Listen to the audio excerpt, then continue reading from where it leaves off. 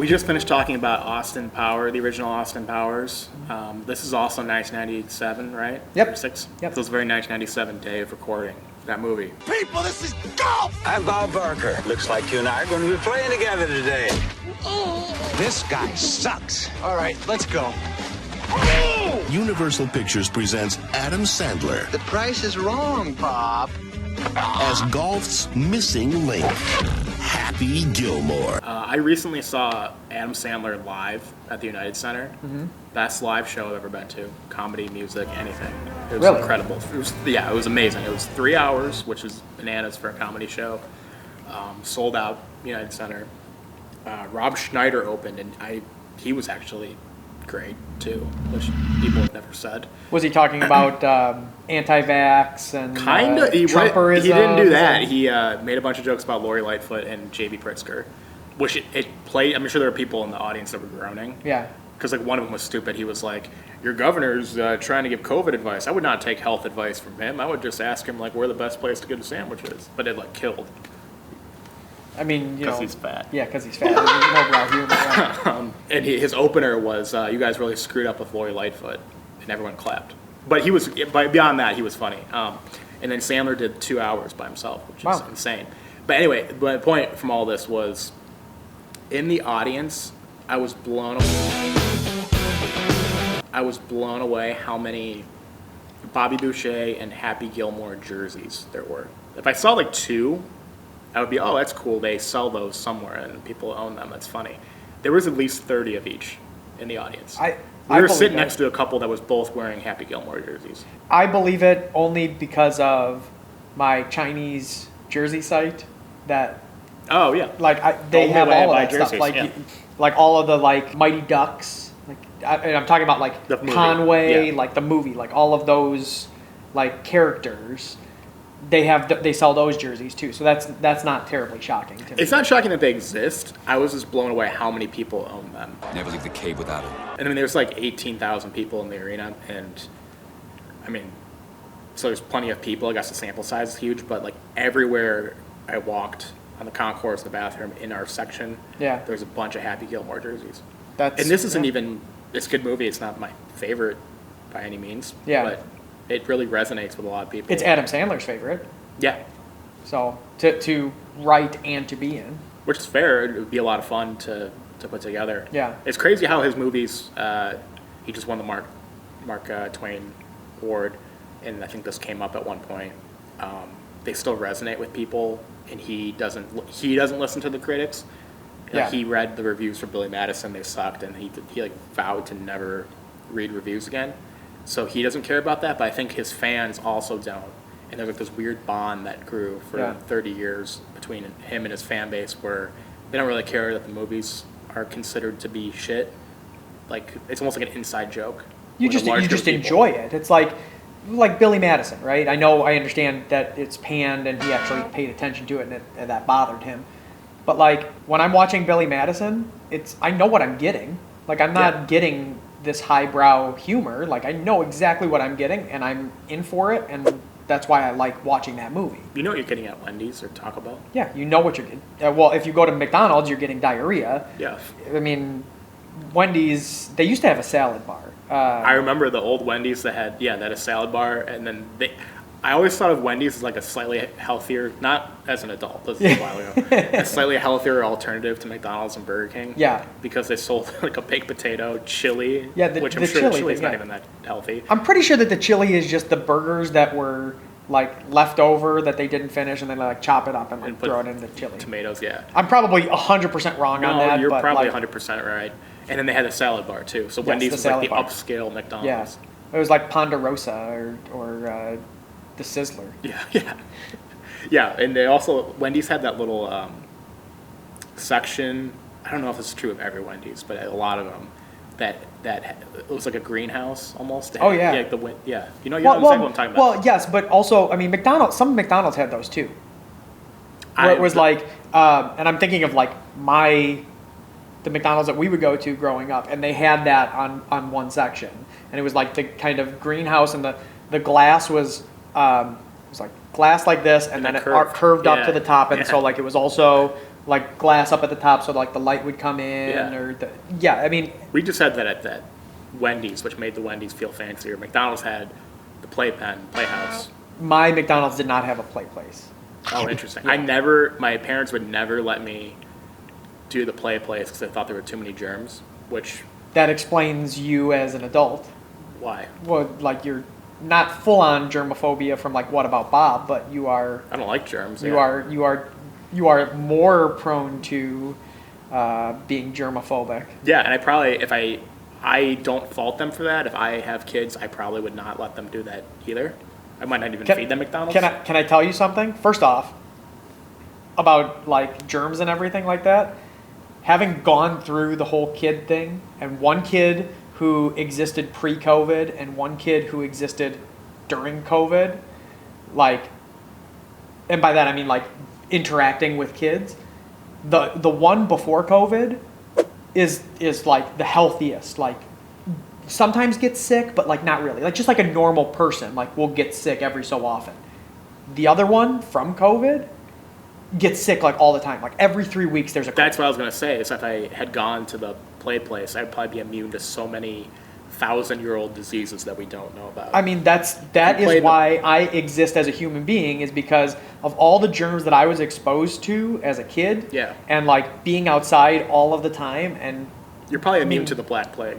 probably, and that's why I'm able to drink Malort without making a face or having any problems whatsoever, is because I'm immune to all of these things. My immune system is rock solid. So you did play at the play place? Oh, yeah. Or Chuck E. Cheese? I've been to Chuck E. Cheese once in my life. It was for a friend's birthday party. Because my mom would always be like, you're not going there.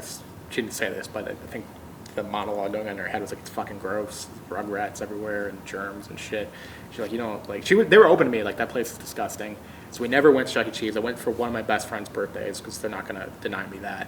And I didn't even like it, I don't think, that much. Oh, see, I was too grossed out by it. The whole idea of you're touching the pizza and you're going in the ball pit and you're touching the race cars and stuff, like that is fucking nasty. It's the rat casino. You know that, right? Like it's the rat casino.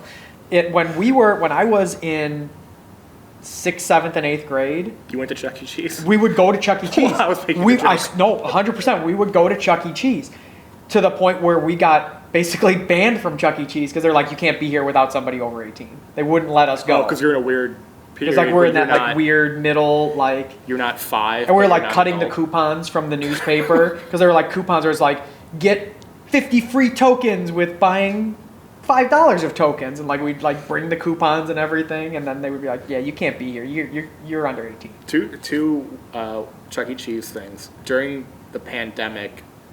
They like really struggled. They closed a bunch of restaurants because their whole business model is you have to go there, cough on the ball pit, and take a shit in your pants, and while you're playing games and whatever that happens at Chuck E. Cheese. They're not thriving off delivery, right? Yeah. So they set up a ghost restaurant called Pasquale's Pizza. Yep. Which almost duped me once. From the Showtime, the band. Pasquale's from the band. Yeah. So yeah, it almost duped me when I first saw it because it was like, oh, there's this new pizza place in our neighborhood. I'm like, they set up like weird locations. I'm like, that's not too far. Pasquale's Pizza. I've never seen it on Uber Eats. Maybe we should do this. And then I Googled it, and I'm like, oh, it's fucking. Yeah, I would say that to Anna. I was like, oh, there's a new pizza place. We should try it. She's like, what's it called? I was like, Pasquale's. And she's like, Pasquale's? I was like, yeah. And then I had to tell her, and then it became an inside joke of, yeah, we're going to order from Pasquale's. Yeah. I'm sure you know the backstory of Chuck E. Cheese, the character. Charles E. Cheese? Yeah. That no one wanted to go to his birthday party as a kid, so that's why he opened Chuck E. Cheese. Mm-hmm. And that's why he invites all his friends, so this is his birthday every day. And that's not just like a weird internet rumor, like the Hey Arnold rumor that we've talked about a couple times on the show, where Arnold, for those of you that are just tuning in for the first time, Arnold's parents aren't actually dead. It's his grandparents in the show are his parents, and they had sex so late in life that Arnold was born with a deformed football head. And because he's so self-conscious about his football head, he views everyone else as having a deformed head too. That's just like a fan theory, which kind of tracks. Yep. But the Chuck E. Cheese character theory is on Wikipedia. If you go to the Chuck E. Cheese, which Wikipedia is fact-checked over and over again. Yes, If you go to that page, the whole backstory is there. Kids, if you are doing an assignment for school, definitely use Wikipedia. anyone in the world can write anything they want about any subject.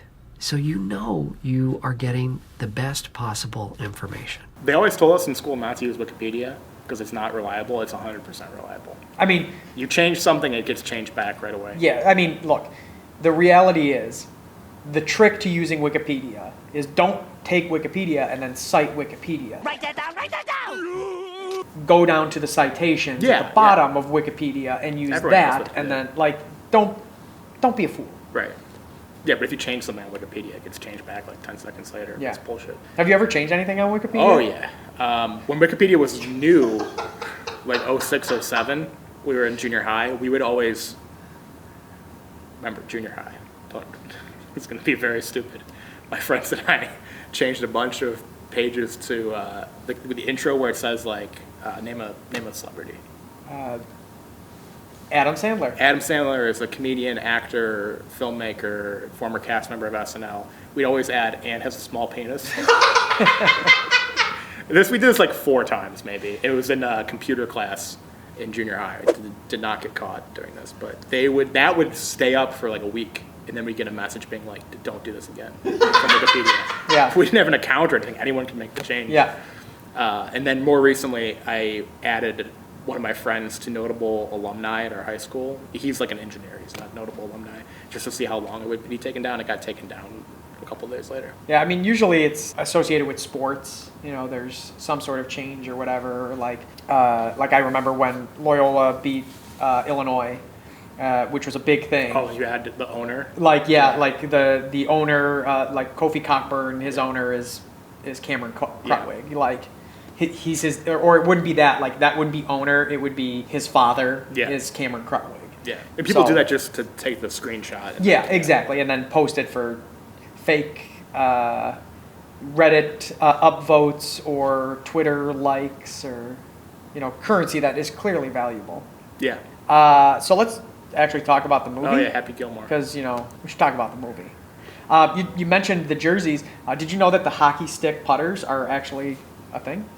I'm not surprised, just because the jersey is so popular. Yeah, I mean, and you can. And I had done a little bit of a dive into it, and certain ones are actually PGA like you could use them in PGA sanctioned events. So learning a lot about this movie. I've liked it, but it never like stuck with me in a certain way. But apparently it's quoted a lot. Oh yeah, and it's been 25 years. Yeah, I mean it's there are still elements of it, like for example, Happy Gilmore's like wind up to hit, like he's taking a slap shot. Yeah. To hit the ball. Like I mean, I can say like I have definitely tried that playing golf.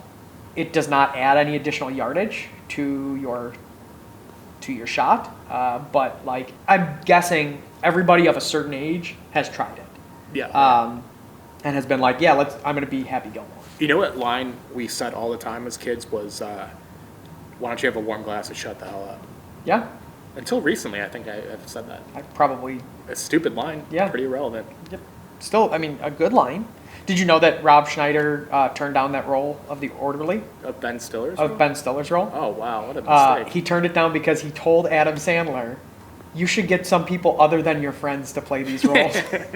And then he went full the other way in like Grown Ups, and it's just him and his buddies. That's funny. Oh, I meant to say this when I was talking about the Sandler show.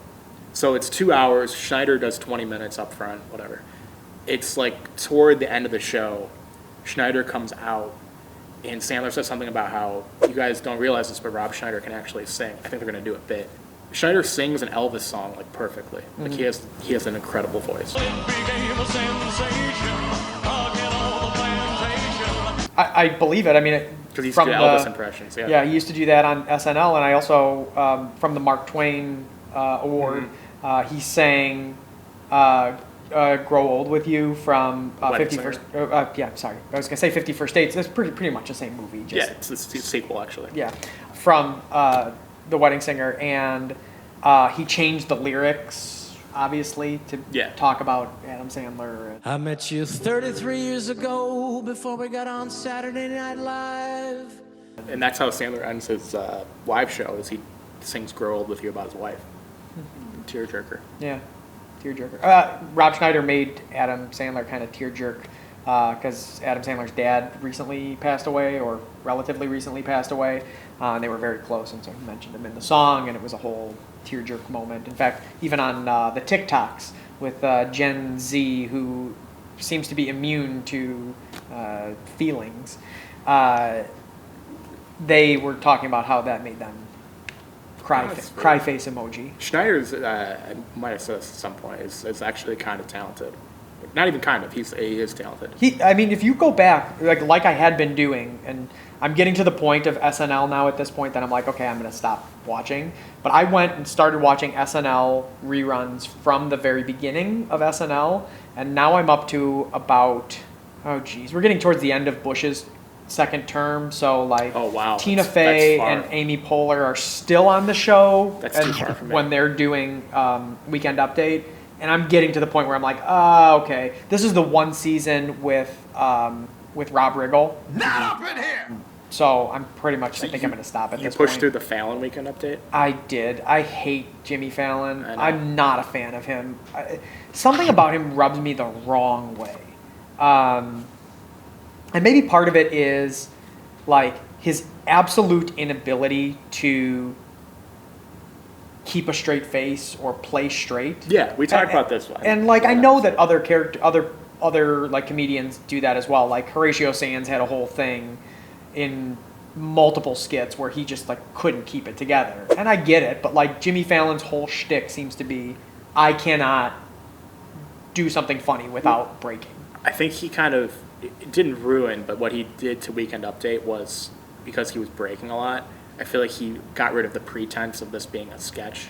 Yeah. Because like if you watch the current week, like Colin Jost and Michael Che are not the worst Weekend Update hosts. I don't think they're great either, but there's no pretense of it being like a news broadcast. Yeah. Because they kind of smirk and they give each other jokes that they wrote and stuff. And it's that's fun, the only thing that it's like fun for TikTok especially. Yeah. But it's not the old.